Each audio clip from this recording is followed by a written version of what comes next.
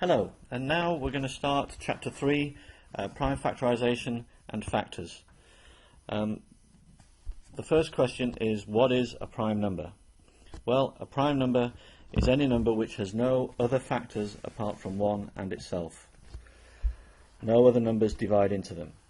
The prime numbers are 2, 3, 5, 7, 11, 13, 17, and so on. There are infinitely many prime numbers. Remember, 1 is not a prime number.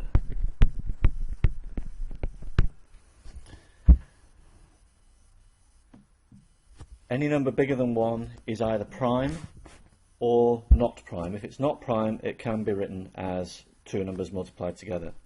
For instance, 15 can be written as 3 times 5. 28 can be written as 2 times 14, or 4 times 7, or indeed 2 times 2 times 7. 54 can be written as 6 times 9, or 2 times 3 times 9, or indeed 2 times 3 times 3 times 3. In every case, we notice that there is a way of writing them which does put all the primes together. This is their prime factorisation. How do we find the prime factorisation in a systematic way? Well, consider the number 140. This is a relatively small number, and the usual way would be to use this method. Successively try to divide it by the primes in order. So start with 2. Is it divisible by 2? Yes, it is. That's 70. Is 70 divisible by 2? Yes, it is. That's 35. 35 is not divisible by 2, so I'll move on to 3.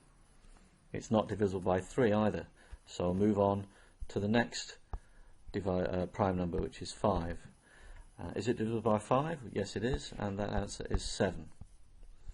Notice that 7 is a prime number, and that's where we stop. So 140 can be written as 2 times 2 times 5 times 7. Let's try again with a different number, 120. Again, divisible by 2, 60. Divisible by 2, 30. Divisible by 2, 15. 15 isn't divisible by 2, but it is divisible by 3, and that is 5 times, which is prime, and that's where we stop. So 120 can be written as 2 times 2 times 2 times 3 times 5. If the numbers get quite a lot bigger, then it's often the case that there is a really obvious factor. Suppose we had 16,800. Well, a pretty obvious way to split this up is 168 multiplied by 100. This method is called the factor tree. So if we have an obvious way to divide it, clearly 100 is just 10 times 10, and each of those is 2 times 5 and 2 times 5. When we get down to a prime number, we put a little circle around it and think of it as a fruit or a berry. Well, 168 is 2 multiplied by 84. 2 is prime. 84 is 7 times 12. 7's prime. And then 12 is 2 times 6. And 6 is 2 times 3.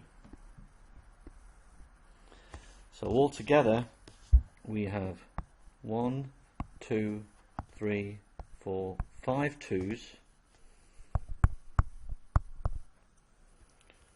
1 3, 2 5's, and 1 7.